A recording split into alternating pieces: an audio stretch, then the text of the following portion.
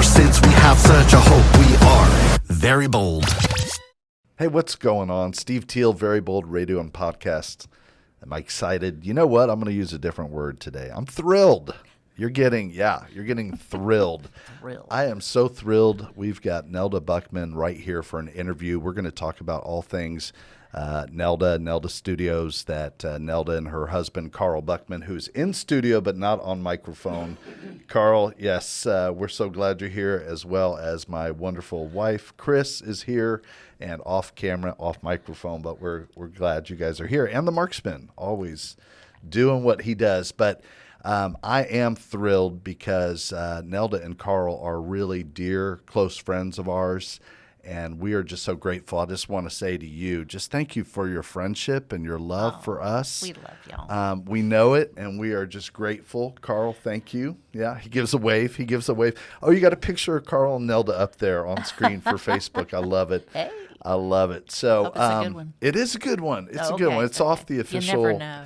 the official website. I checked with Chris. I was like, "This is a good picture, right?" Yeah, it's a great picture. So, Nelda, we have 1,000 things we could talk about. That's the challenge. Okay. There's so much. So we will start with the Tony Awards are coming up. They are. June 8th. Yeah. Now, that may not mean much to somebody watching. Like, maybe somebody's like, oh, the Tony Awards.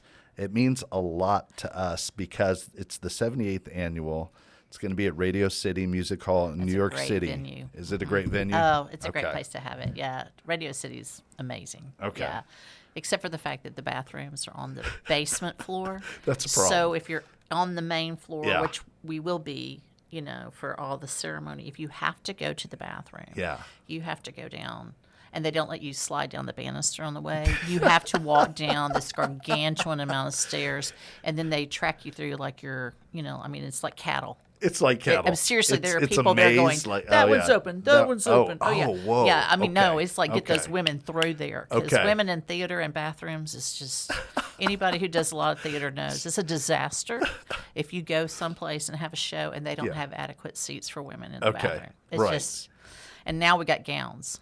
Now you got gowns. Why not jeans? I know. What's the I would scoop so there? go for jeans. You can slide down that banister if you got jeans on, I think. It's just a thing. Would you really wear jeans to the Tonys? Yeah. I mean, you have such great dresses and outfits. Would you wear jeans? Is that true? Probably not. Probably not. But I'm really excited this year because florals are really huge, and you know Okay. me in color. Yes. And so florals are really huge this year, and so I don't have to go the sequined gown, Okay. rhinestone thing, Okay. which is not me. Okay. Yeah. So are we close to a dress? We're going to tell you why she's going to be at the Tonys. She's, if I ever get to the Tonys, do they still have seat fillers? I mean, I would apply for that job. That would be I it. don't know. Okay. Maybe they do. Maybe they do. They didn't give me a seat filler. They didn't hey, here's a free ticket. They didn't do that. They're like, Okay. you can buy your But seat. if you go downstairs to the restroom in the middle of it, like, do they fill it with somebody? This is from Seinfeld. you This know is what I what? know about theater is what I learned from Seinfeld. I don't This is know. embarrassing. I don't know. The Okay. last time I was at the Tonys, my favorite thing was when the cameras shut down. They had all these shows going on. They had people singing and dancing. And it was just fun. The it was cameras just super, shut super. down? Yeah, I when don't they go remember to, this. when they go to okay, commercial break. Okay. Yeah, when they go to commercial break, Yeah. the party went on. I mean, party and goes- it was even more of a party Yeah. actually, and it was really fun. It was a Okay. lot of fun. I mean, and so different people sang, different contests, different all these different things. Really? Oh yeah, it's a lot of fun. That sounds like that a was really lot of good fun, time. Yeah. Okay. But I still would wear jeans if they let me. But anyway.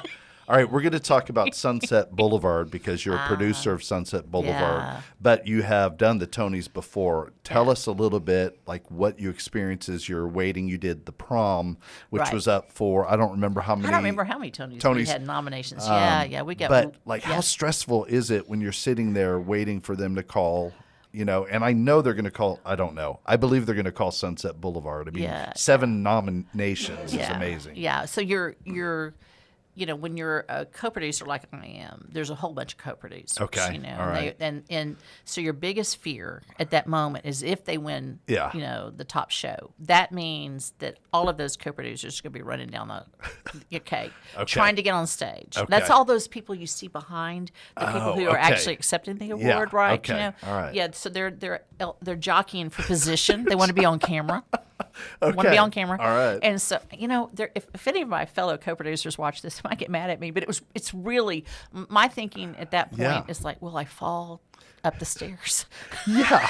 Does anybody care? Are they just going to be trying to get in the front? I want to be on camera. Right. Anyway, but I probably, I don't know. But anyway, maybe I'll let them race up and I'll wave from, because, it's a crazy thing. I can't imagine. So, anyway, just the whole thought process Yeah. of doing that and everything. Like, do not wear, 7-inch heels. Yeah. That might be the death of you. You Right, know? So, right. anyway, if they just let us wear tennis shoes, too, that would be cool. Right. Okay. Let me ask you this, because I'm a sports guy. So Okay. I know when we go into a sports, a game, a match, whatever, there's an expectation, there's a favorite, there's an underdog. So did you feel like with the prom or now with Sunset Boulevard, we've got a really good shot at this one or that one? Like, how do you know? See, It's so interesting Okay. because Tony's can be obviously the talent and the writing and all of it. It has to be spot on. Yeah. And so the writers, the thing that I love about Sunset Boulevard is revival. Yeah. Is the fact that what they've done is they've given you something completely different than the Sunsets you remember before. Really? Than the movie, than the other theater. Oh, okay. Jamie Lloyd, it's a technical kind of phenomena because it's all done in basically grayscale, which means everything's black and white. What? Okay, and there aren't really. There's one costume change in all of it. And so it's not driven by what you would think it'd be driven by. Okay. It is driven by, it really engages the audience for one thing. And then it also has pushed the limits because there's a screen. Yeah. And so, and there are cameras on stage in Sunset Boulevard. Okay. And the dancers and other people in the show are camera operators, and they're walking around on stage. And so, one of the things about stage work is that, the audience doesn't see you at 2 and 3 feet away, right? Yeah. So if you're cast in Sunset Boulevard, you have to not only have a stage presence, you have to look good on camera. Okay? Because they're right there. Right. And their faces sometimes are up on the screen. And the audience is engaged at a different level than you would be if you were just seeing a stage production. So it really that's is. It's like interesting. the screen is a character, if you will. Oh, I like that. Okay, I like that. So it's just another character in the show. Oh. And because it doesn't give away anything at this point in time, second act. Well, first act they do this funny thing where they really are showing backstage. Yeah. And so there are these subplots that are going on that are a part of the show, but they're not a part of the show because they're really showing the actors' lives, not the characters' lives at that moment. So there's this mixture of seeing the real life actors and having subplots. Like you see a couple that are engaged with one another, and you're like, oh, they're involved with one another, but then you don't see them again. All right, that's like they're the actors, not the stage characters. And so then in the second act, you actually get to catch another glimpse of them, and yes, they are involved and with one another, and you see a relationship that's going on there, and then you follow. You follow the main male character, Tom Ford. You follow him down the stairs in the alcoves. That's one of the fun things that I got to do with the prom. Was on my YouTube channel. I went backstage at the prom, so I got to go through all the backstage areas, right? And the stairwells that come down and all that kind of stuff. So anyway, he comes down and he's singing while you're watching these little subplots, finish out, if you will, kind of closing those out. And then he, I think of just a few weeks ago, all of a sudden he turns and who's standing next to him but Andrew Lloyd Webber as he's singing in the show, right? And so he's with the orchestra. Orchestra's live. He's coming from the third or fourth floor down in the off stage, stage right. And he goes out on the streets of New York, and he sings every show from the streets of New York. And so they have to choreograph that. They have to pull the crowds back. There are people who know that he's coming out that door, so they're there with their cameras and they're waiting to capture this. And at the same time, he's singing in sync with the live orchestra inside the theater. Oh my gosh! And he's out. So technology-wise, and and you're watching him on the screen, right? And so technology-wise, this is not something they could have done before, because being in sync with a live orchestra while you're outside the theater would have been. That's just a technical nightmare, right? Right. You know, and so, and then then he comes in from a side door at some point, and the audience just goes, it's just phenomenal the first time you see it. Oh my gosh, I had no idea. I think every time you see it. Anyway, how many times have you seen it? I have only seen it once, but I will be going back. I'm going back to see it a couple more times. Do producers go like on opening night, or do you go beforehand? Opening night. There's the big opening night party and all that kind of stuff and everything. So we've been there for that, and Did you are you involved in the process of knowing like all the technical wonders that are going on? No, there are there's some things that I've been involved with. But those are, like, for instance, I do off Broadway.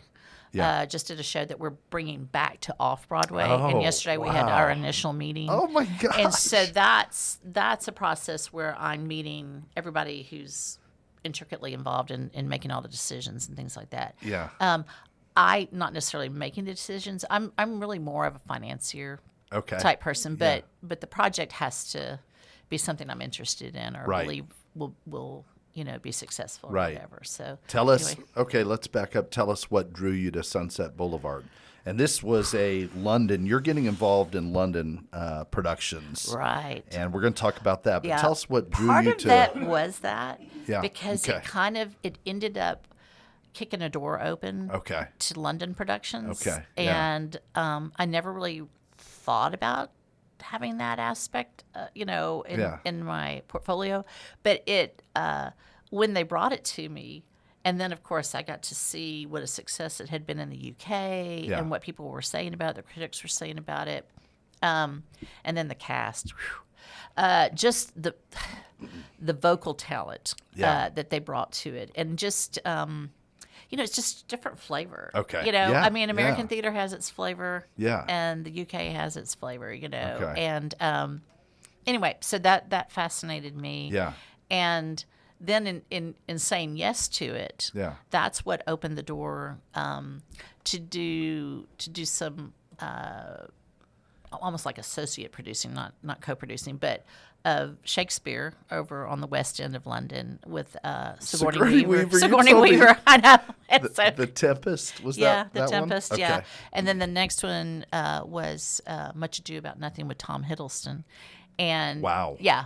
And, and you'll say, did you go see it? I'm like, no, I didn't. I'm raising two high schoolers. I mean, I'll just be honest with you. A lot of times, hopping the plane and going is not just really what I can do right now. Right. I mean, I will be doing more of that next year. But and then with doing those two Shakespeare plays with Jamie Lloyd, then the request was to be one of the associate producers on Evita. So the rehearsals for Evita are going on right now, and the opening of that will be. Oh my gosh! I want to say July 1st or something. But I will be going to see Evita. That is happening. Yeah, I will. So, and that's just because I hope my hope is that Evita ends up coming over here. Right? And so it's an interesting. I feel like that's an understatement to have that. It was like. I just feel like God kicked open a door over there, that I had never even seen. Like I didn't see the door, Yeah. And so that's been really, really fascinating. Yeah. And I'm working with a group of really young organizations, people who were really young and are really wanting, really kind of cutting their teeth and producing right now. And it gives me an opportunity to fund them. Yeah. And opens doors for them. Right. Which is super cool. Because they will have longevity that I don't have, and so there will be those phone calls. Nelda, will you do this? Will you do that? Those kind of things. And so that also is really neat to me because, I really believe in putting wind beneath the wings, right, of different talented people. And so I feel like that will, for a long time, will keep me engaged Yeah. In live theater. Yeah. Because it will just be a part of my new company. So live theater will be a section of it. Okay. But we're starting Alder Tree Productions. Tell us about that. Well, Alder Tree. Where's the name come from? I feel like I should know that. My name, Alder well, Tree. there's several meanings to my name that I came across years ago. And one of them is light bearer. Yeah. The bringer of light. Yeah. Nelda means that. It means, it also means to enlighten. So as a light bearer, but then there was this other meaning. It said of the alder tree, and I thought, what does that mean? And then when I researched, it was like, the alder tree is historically known to give nutrients to other trees in the area through its root system. Ooh, that's cool. And I thought, I think that fits me. I think it does. And Yeah. so what would you, so in creating a new company. Cool. Creating alder tree with the focus on the root systems so that other saplings and the other things that are happening, let's say in the entertainment world, that I can wrap those roots around their roots and give them nutrient and give them growth. And so that to me was why alder tree. That is really cool. All right. I want to hear about alder tree, but I also just want to ask you, I know God is a huge part of your life. Yes. What is it like? We don't typically think of Broadway and Hollywood film as like a place that just opens its doors to Christians. So what has that been like for you? How have you felt called to it, or was it just... Yeah, it's really interesting because it, in a way, first of all, it's been interesting to find other believers. Okay. Yeah. There. Yeah. Yeah. And in some ways find some believers who also have experienced hurt from the church, maybe because maybe they aren't living the lifestyle that somebody wants them to live or whatever. And so being able, we share a church together, you and I, but I mean, that one of our sayings is badly broken, deeply loved. Mm-hmm. And so you find badly broken people everywhere. Yeah, right. There's no such thing as someone who's not. So I find it to be kind of just a ministry field of a different kind, right? For and sure. A lot of times it's just based in friendship and acceptance and love to that person. But I've also been amazed at having lunch with somebody in New York, and they'll go and they'll say something about God, and I'll say, well, tell me about that. Tell me about what, who is God to you? What is your relationship with Him? What do you, and that has been really interesting to me, opening doors to even find fellow believers who are, in the entertainment industry, and also at this point in time. Historically, with what is going on, here in Texas, they're trying to bring film, more film to Texas, and I am, that 1 degree separation from everybody that our president has just said will be ambassadors to Hollywood. Oh, wow! Mel Gibson and John Voight and. Who's the other one? Sylvester Stallone. And I look forward to meeting them. I know that date is coming and that time is coming.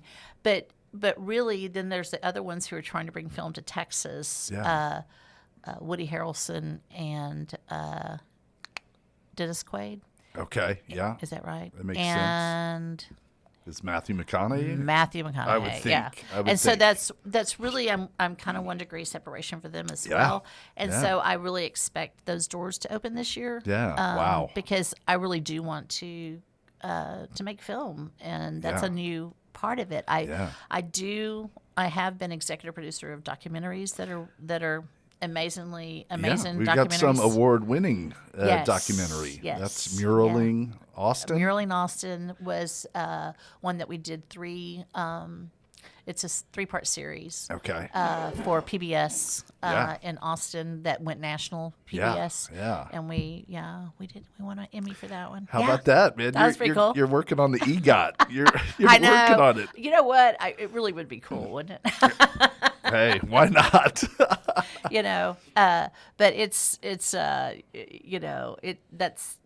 that's just another part of it, and that's the part that I, in developing a new company, the part that I want to explore, is can we we've already also got documentaries that, Yeah, tell us about it. Well, Laura Dunn Sewell, I've worked with her through, and I just lost her documentaries names in my in my head. But her film is her company's Two Birds Film. Okay. She and her husband Jeff Sewell. Okay. And Jeff is coming aboard with the Alder Tree as my president. So I'm so excited. Wow.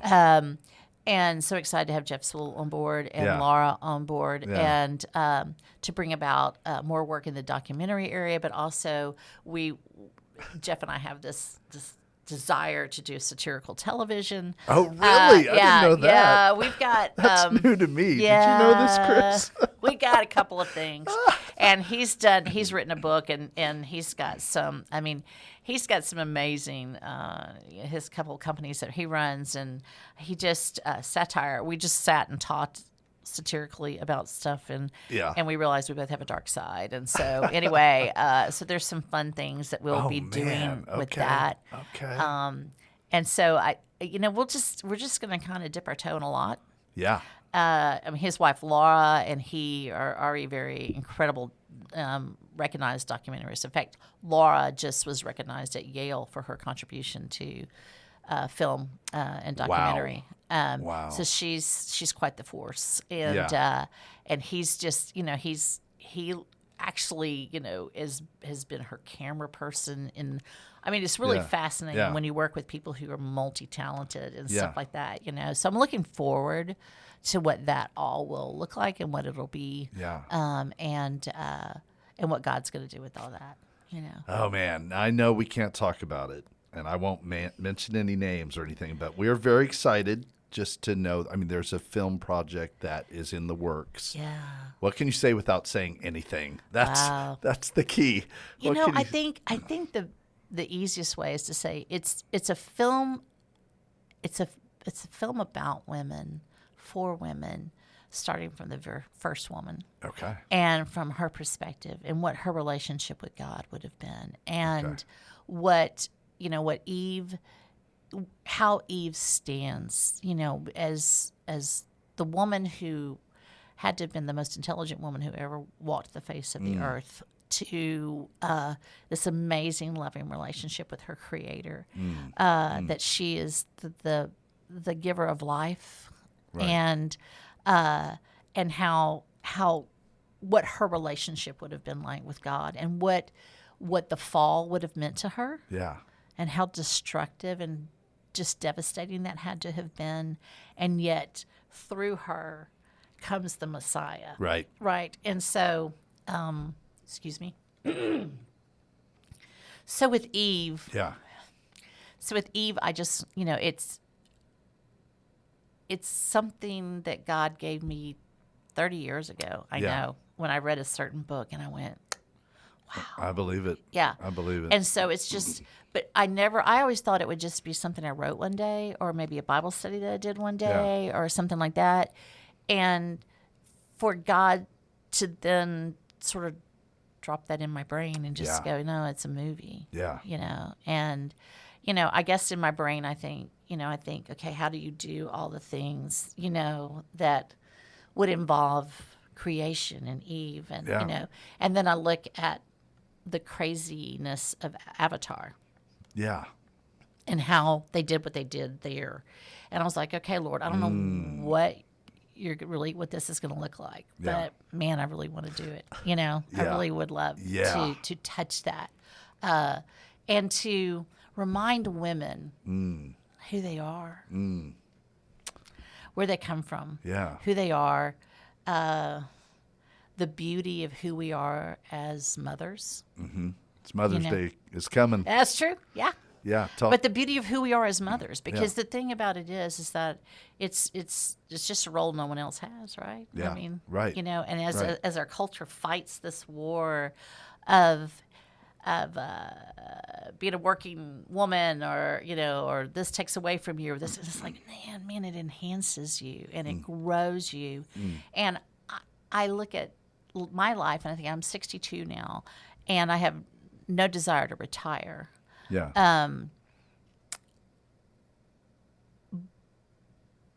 But God has, whereas I felt somewhat sacrificial in my life as a mom and raising kids and all those kind of things, they weren't burdens. Yeah. Because you sacrifice does not mean that you're burdened. Yeah. And sacrifice has a negative connotation. I asked a young woman the other day, what do you think about women in sacrifice? And she was like, "Oh, I think women are getting given too much sacrifice. That means death of something." And I was like, "Wow, does it?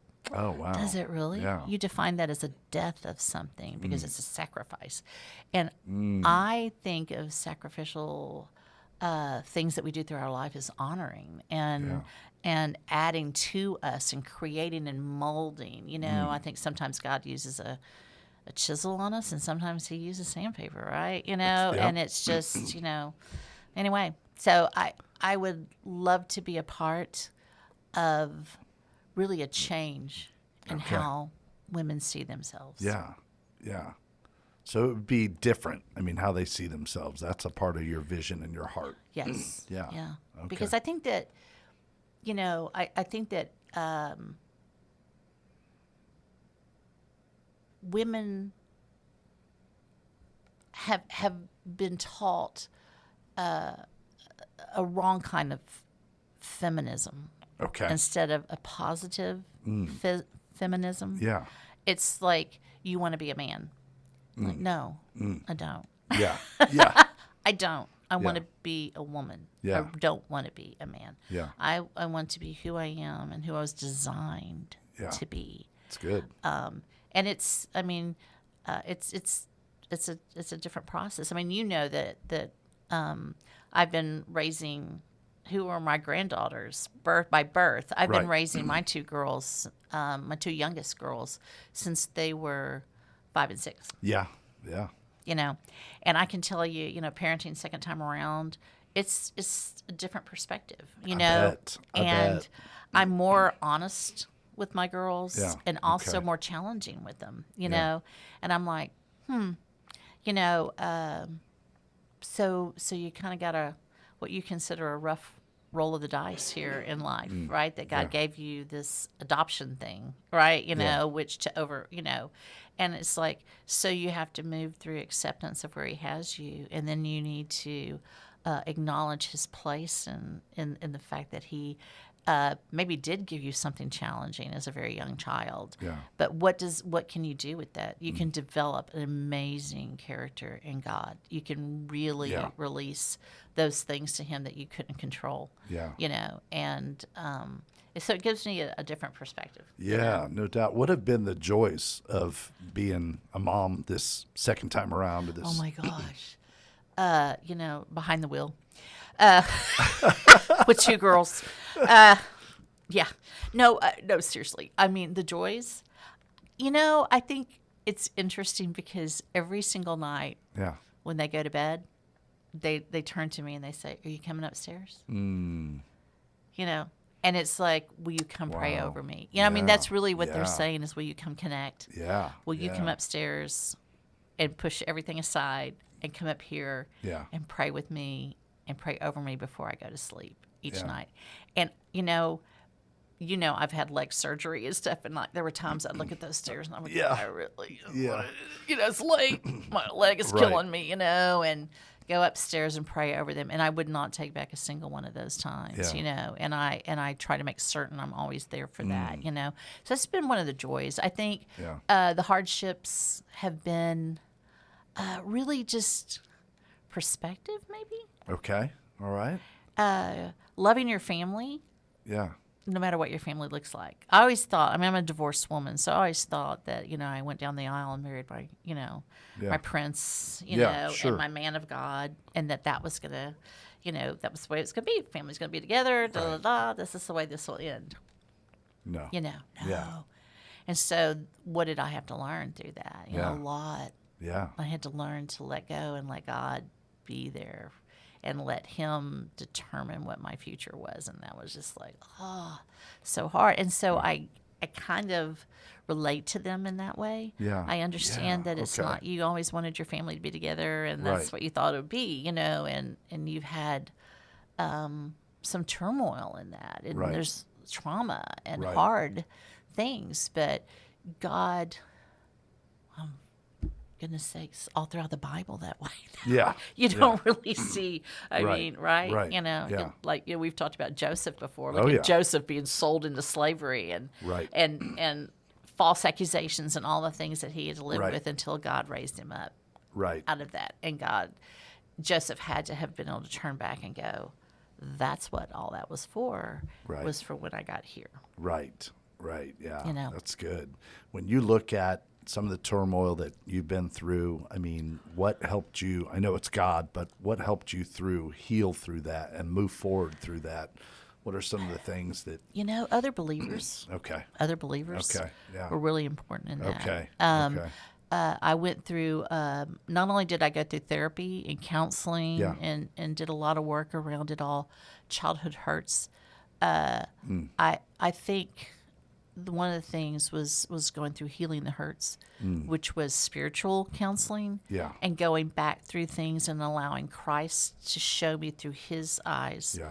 what those traumas were like to him. Yeah. And he was there with me and Right. never let go of me Yeah. in them. And the sense of, I mean, I just found a journal yesterday. Yeah. Wow. That was that time period of me healing. Wow. And Okay. it was really interesting to read things that about promises that God gave me, or things that Yeah. he said, or scripture that he brought, you know, to life and to mind, or people who just surrounded me. Yeah. Because really and truly, true fellow believers, you know, and prayer, just really and truly Yeah. hearing the voice of God. There Yeah. was so many times, because I am one of those people that even as a kid, I would talk to Mom about, you know, about God talking to me. Yeah. And I grew up a Southern Baptist kid. We didn't really talk a lot about that. That was weird, you know, but it was beautiful.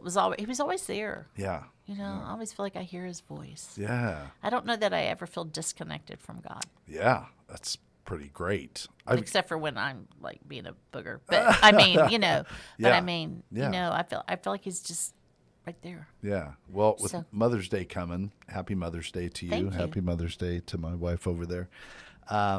Was your mom able, as a Baptist, was she able to support when you came and said, "Mom, I'm hearing God tell me"? Yeah, I think so. I mean, yes. Good for I mean, Rosie. Good yeah, for Rosie. Yeah, she's always. I know that I was probably the, you know, I hate to say difficult child, but I mean, in some ways, I mean, because you know, I would hear things from God, Yeah. and I would tell them, you know, and sometimes that's accepted by your family, and sometimes it's not, you know, right. because sometimes it's like, there's no way you're hearing that from God, you know, and I have one. It's kind of probably a stupid example. No, but- we want to hear an example. Okay, so Yeah. I was trying out for the head of my drill team, and our drill Yeah. team had like 250 girls. That's a few. It's drums, trumpets, flags, rifles. I mean, precision. We did it all. Yeah. And so we were our own band and everything. It was all females. And oh my goodness. yeah, 250. yeah. I didn't find out how hard it was until I was the leader of that. Okay. But I remember telling my mom, as you know, through the auditions, one day I said, "Mom, God told me that I'm going to be the colonel, the head person in this, you know." And I think Mom was like, "Okay, you know, pat me on the head, you know what I'm telling you about, Yeah. you know, and everything." And then I was, Yeah. and then you know, a couple weeks later, I find out I did Wow. get that position Yeah. and everything. And like I said, there's with that kind of core, there was a lot of leadership and stuff, and there were times that it was heartache to be the Yeah. leader. There Oh, were yeah. times that I didn't expect. I expected to always have the support of this 250 girls. You know? Sure. And you don't. I Right, mean, you don't. right, And yeah. I expected too to be protected necessarily from the bad talk or the this Yeah. or that, and I wasn't. Yeah. You know, Uh-huh. and so then I had to deal with that too. And so I don't know, but I just always think Mm. that's the type thing that I would hear from God that Yeah. other people would go, you know, she's got a big head or whatever, Yeah, you know, and it yeah. was like, you know, so You were just hearing from God. yeah. What does that look like today? I mean, for you, you don't have to give another example, but I mean, you're just feeling in constant communication with him. Yeah, yeah. And he may just say something very simple. He or- said, "Make this movie," and I'm like, "Are you sure?" Because Okay. I will be one of my friends asked me. They said, "Well, Nelda, how are you going to deal with the nudity of Adam and Eve, right? Yeah, And everything. yeah. And I looked at him and I said, I'm not worried about the nudity of Adam and Eve. I'm worried about what you do with the Creator. The Creator is front and center. Like, what do you do with the Creator? Because, and they said, oh, and I said, yeah. I said, not only that, but I said, if there's going to be a place, I said, if there's going to be a place that I'll be attacked from, we all know where the attack will come from. It will be from theologians and the church and the, I'm saying, because you're dealing with something that is so creative in my mind. Right. And obviously the way I see and, Right. and perceive and from when I read the scriptures and, I've done a lot of digging and studying. But mostly it's just like, Lord, how do you take this creative process and do something like this without being... without offending someone. Well, it's not going to happen. Right, sure. The cross offends. Right. Right? That's true. So we know it offends. And God and Jesus was very clear to us that that other people will hate you. They'll hate you without a cause, right? So we know that's kind of part of the package, but it's still a scary part of the package. Sure. Yeah, it's not a fun part of the package, is it? Yeah. No. But the good thing is, no matter what, I mean, in creating this film, just as other people have created things that, of course, you create something, it's going to get criticism. It's going to be, but I think they messed up here or whatever. But you're getting people thinking and you're getting people searching. And, I mean, that is a win right there. Yeah. So, and if people are talking about it, I mean, that's good. Yeah. So, yeah. It'll be an interesting process. If it could be done yesterday, I would have it over with. But God put it on your heart, and you're just like, are you sure? Yeah. Yeah. Wow. Yeah. That's going to be awesome. Yeah. Yeah, and it's going to be hard. It's going to be hard. It's going to be good. Yeah. Yeah. All right, we could talk. We could talk about a bunch of other things. I don't know if there's anything else you want to talk about. We're a little bit over 30 minutes, but we can go for a few more minutes. I can't keep track of all the things you have going on. You've got, literally, we've mentioned a handful. I didn't even get to mention that what Sunset Boulevard is up for. Best revival of a musical. Didn't even say, did you get to meet Andrew Lloyd Webber? No, I got to, we were at I threw an opening night party, pre-party to that. And I did not get to meet him, but I did get to take a picture with his cardboard cutout. That's better. And I got to meet Jamie Lloyd, just briefly. But it's it's everybody always talks about meeting different people and everything. And I have preferred to meet people during rehearsals, actual rehearsals. Like I've been there. Queen of Versailles is another show that I'm co-producer on that will be on Broadway next fall as a new show. So it'll be a different category if it gets to that Tony, But and that is with Stephen Schwartz, who wrote Wicked and kind of an important guy. He's done pretty good. And then don't tell me her name is going to leave my head. The original Galinda. Seriously, did that just Kristen Chenoweth? Yeah, Kristen Chenoweth. Okay. Yeah. All and I've gotten to meet her in rehearsals. Okay. And that is a totally different thing. Yeah. She's about 4 foot nothing. I know. And but just as nice as she can be. Yeah. And very kind. Yeah. And she's had her own difficulties. Oh, I didn't know that. Yeah. Okay. She had a light fall on her. Oh, that's right. Years ago. Yeah. Yeah. And they didn't know what was going to, Oh, my goodness. Because it was on a set. Yeah. It was pretty bad injury. Right. And, she's very fortunate that it did not affect her voice and everything. And she's an opera singer, too. I don't know if you've ever seen any of her stuff. She's a hoot and a holler. But I look forward to seeing that show come up next year. Yeah. And so I'm trying to make sure I keep my calendar a little more clear. How's that? Sunset was kind of like a fast thing that happened, but Queen of Versailles, I've been there for early readings. We had our out of town opening in Boston last year. Yeah. There's always this rewriting and tweaking and everything to get it all that's being done in secret right now. And then there'll be the show that comes up in. And so we'll be there for. Can you remind me like a minute elevator synopsis of Queen of Versailles? Queen of Versailles is really about about the love of money and Okay. and how it can damage. Okay. Yeah. And so there's documentaries out there on the Queen of Versailles. Okay. And it's really Jackie Siegel and her journey through wanting to build the largest single home dwelling in the United States. Okay. It's in Florida. Yeah. And I think soon to open. But it is huge. And it's really kind of about lots of money completely going away. Yeah. And then coming back from that and everything. And her kind of what she learned through that whole process was all of it was easy. It was hard. Yeah. And then and where it's taken her. You know, she's a big philanthropist and everything as well. But she also was kind of a Walmart girl. You know, and just very kind of redneck and that kind of thing. Wow. And it's just really about her journey from really not ever having any money to having tons of money, losing the money, getting the money back. I mean, it's just a journey, you know, and everything. But humorously written. I mean, there's tragedy in it, but there's also this amazing amount of humor in it as well. Oh, good. So, I love the humor. Okay, Kenny Loggins. I don't remember what we were saying about Kenny Loggins. Oh, I have two what you call celebrity documentaries. So 2 celebrity documentaries. Okay. Kenny Loggins. Kenny Loggins. Yeah. And Liza Minnelli. Oh my gosh, we haven't talked about Liza Minnelli. I even got a graphic for it. Yeah. And so Liza, that one's one, you know, sometimes these things are kind of weird. I get a phone call, you know, and it's like, hey, owned by Showtime. Showtime's folded.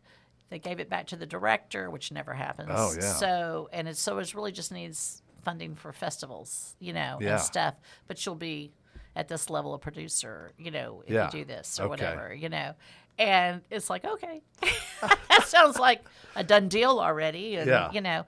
And so anyway, but it's done really well in the film festivals. Tribeca did really good, I believe, right? So we'll see. Okay. Yeah. When are the Oscars? Does anybody know? I don't March usually. Yeah. But anyway. You're surprised I knew? I don't have that in front of me. Yeah, no, I don't even know. I'm surprised on Kristen Chenoweth. I'm still impressed by that. Sweet lady. Yeah. Talented. Oh, my gosh. If you've never seen her do, I'll send it to you. If you've never seen her do her opera. Oh, yeah. It's like. Bring it. Good golly. What a voice that woman has. That little tiny thing. Yeah. You know. Yeah. I think I'd heard she was a Christian. But I think she grew up in Tulsa. They're all Christians. Yeah, she is a Tulsa, believer. Right? Yeah. Okay. How cool. Yeah. How cool. Yeah. All right. So. Wow. Okay. Anything else you want to, that I can't believe I missed Liza.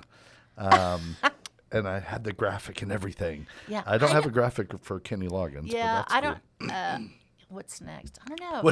There's a lot out there. I mean, I've got one that's going to take, you know, it's at the development where it's like probably 2 years away. Okay. So people bring their projects to me and I look over them, you know, and decide, you know.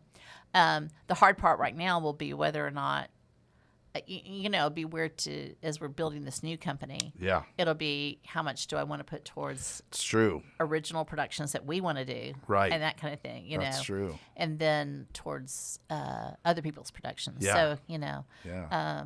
And so that's a tough one, you know. Right. A lot of prayer there because anyway, because there are some really cool ones that people bring me that's like, that's probably going to do really well. You know, that's a family one. I like the family oriented things, you know, and stuff like that because we just haven't had, like the one that one of my friends is working on right now, I thought, you know, we just haven't, it's just fun when a really clean, really good show comes on Broadway and it's a family oriented show, you know, that's kind of neat. And that's kind of rare. Yeah. Okay. So that, and you know, I've worked with, University of Texas. Oh my gosh! On the Buckman Center there. Yes. And I work a lot with the School of Design and Creative Technologies there, and I kind of love immersive art. Yes. You know, and that's what those kids are like. Their brains are all over the place, and they're incredible with their technology. And so I kind of that's what I loved about Sunset Boulevard. To be honest with you, was like you're doing something totally different, and you're bringing technology that could scare some people that you're doing screen along with Right.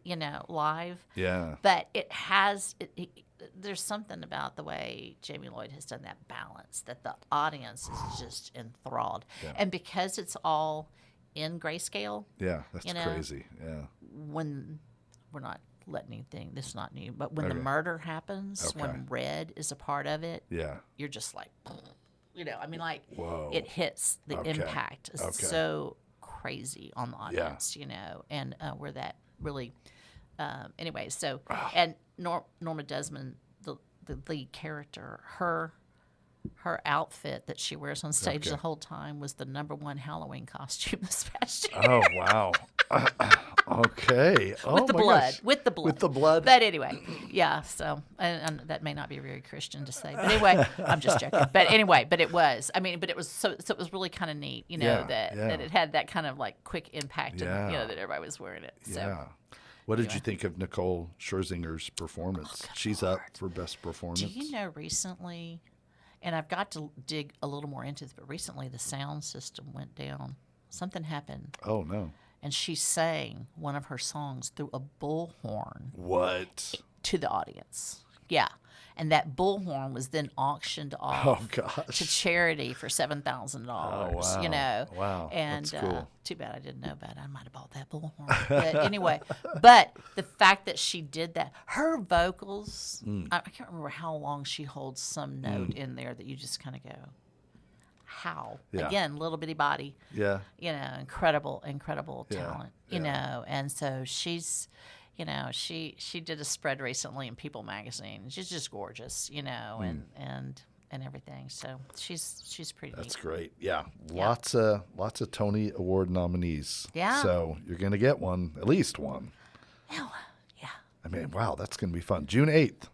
Carl, am I still invited to the house party? House party. Yeah. Okay. All right. Good. Big Tony party. Good. Yeah. And Nelda could go to that with her jeans on. That's true. You could. You could. Yeah. I may not elbow everybody up to the stage. No. I guess I'm obligated I to go. want to see you take some people out. Come on. I want to invite you and Chris to come up to New York and see a Broadway play. Oh, man. That sounds fun. I would love that. Golly. Yeah. I'm down for that. Carl. Thank you. We've just been invited to come up to Broadway. Go to Broadway. Yeah, that'll be fun. Thank you. All right. Anything else you just want to say? Anything else? I mean, there's so many things to cover, and I feel like we still missed a bunch. But is there anything else on your heart, or just? Oh no, just I guess we're in kind of a weird waiting period in a way, and we're having to do a lot of like when you're building a new company and you're in that you're in that, hey, let's talk to all the lawyers things, you know, and that kind of stuff. I'm really ready for that stage to be over. Yeah. So pray for patience for me while I go through all of that. That's not the fun part. It's not the fun part for me. It's like, I mean, it's necessary. Right. I get it. But I'd prefer to do the creative part. Right. And right now I have felt like, probably like the last month, I have felt like, it's that time of year, end of school. Yeah. Lots of, and then all this is going on and everything. And people are like, come to New York. And I'm like, I have a choir concert. Anyway, there's a choir concert. Can't really. And, there's just a lot of that kind of, for my heart. It's this, God's really saying, be still. Yeah. Okay. I am doing this thing. Yeah. Just, you need to be still while I do this thing, and let me do it in my timing, Oh, and if I had it to do, honestly, I would have already be in process, and I can't be. I mean, but you have God telling you to be still. I mean, that really helps. Yeah. It's just it's hard for my nature. To wait. Yeah. In that sense, Yeah. Yeah. It's hard for a lot of us, I think, right? Yeah. All right. So, well, we will be praying for you. We pray for you often, you and Carl, and the wisdom that is required and the big vision that God has put on your heart and on your spirit. And we are praying for you and for patience as God is like, and a Tony be dress. still. And a Tony dress. Where do you get a Tony dress? Give us, how does that work? I don't know. I know that I'm probably one of those people who ought to get a dresser or something. You can actually hire people who do that. Yeah. You know, and everything. But I always forget to do it till it's too late. And, you know, so I don't know. Okay. Yeah. But, I'm really more of a pants girl, so it's kind of hard. Okay. All right. You know. All right. It sounds like you're just going to tease us, and so we just have to see what you're wearing June 8th. It sounds. Yeah. Or maybe you just. I pray that I walk up the stairs and don't fall up the stairs. Yeah. All right. That's pretty confident. You that sounds know, like a win is coming. I mean, like walking up and down my stairs now all the time. Oh, well, yeah. I hope. Yeah. We'll see. Because Audra McDonald in Gypsy, she's she's right across the street from us in New York. You know. But Audra, you've got so many Tonys. You know, throw one our way. Yeah. All right. One never knows. One never knows. We'll find out June 8th. And we will, man, I can't wait to see just Alder Tree and what you create and do in God's timing, in God's forgive time. me for the dark satire television. You're just asking for that up front. Yeah, just up front before we even write it. That's funny. Okay, I can't wait to see that too. It'll be fun. It will be fun. Well, thank you again for your friendship. Thank you for taking time to catch us up a little bit on the many things of Nelda and Carl Buckman. It's amazing what you're doing, amazing what you're going to be doing. And again, the beautiful part is just how you love people and care for people. So thank you just for being a light in this dark world that needs that light and needs that love. So, and that's everywhere. That's not just Hollywood or Broadway or London. I mean, that's everywhere that light is needed. Yeah. So thank you so much for that. And thank you for blessing us and our family in so many ways. We just are grateful for you and we love you very much. So love our teals. Well, Nelda and Carl are being very bold. That's just a fact. There's no way around it. I mean, they're being very bold, and that being very bold comes from the love of Jesus Christ. I mean, that's where it comes from, and the difference that Jesus makes in our lives. So just thank you for being very bold. Thank you for being so connected to Christ and to God and listening for his voice and listening for his direction and going where he tells you to go and doing what he tells you to do. I mean, that is being very bold. So for you today, you may be watching and thinking, well, I'm probably never going to produce a Broadway play. Well, I'm not either. But whatever God has for you to do today that he's whispering in your ear through the Holy Spirit, hey, do this. Maybe it's forgive somebody. Maybe it's love somebody. Maybe it's just serve somebody. Maybe it's just letting go of something. Maybe it is creating something. Maybe it's creating a new friendship or a new relationship. Maybe it's a neighbor that God puts on your heart. I mean, there's something. That's what we got to focus on. We can be inspired by Nelda and Carl and all that they do, but we also we have things to do. God has things for you to do that nobody else in this world can do. Nelda and Carl can do what Nelda and Carl can do. Steve and Chris can do what we do. The Marksman can do what he does. But there's something that only you can do. I mean, it's just you. So God has gifted you in that way, but you do have to be connected to that voice. I'm the vine, you're the branch, Jesus said. We've got to be connected. We've got to be listening. We've got to be saying, Jesus, what are you telling me? Jesus, what am I missing? Jesus, what do you think about me? We go to his word and we go to the Spirit and we say, who am I to you? And who are you? Who is Jesus? And when things get a little bit overwhelming, I mean, which they can, right? You've got so many things going on. I mean, it's time for us and each one of us just to focus on who Christ is and what he has done and what he is doing and what he will do. He will accomplish what he says he will accomplish. So he is for you and he is with you and he loves you very much. All right, the Apostle Paul, he put it a lot better, more succinctly than I ever could. He said it this way in 2 Corinthians 3:12, and it is why we are Very Bold Ministries, Very Bold Radio and Podcast, Very Bold, all the things we're trying to be for Jesus. He said, therefore, since we have such a hope, we are very bold. Therefore, since we have such a hope, we are very bold.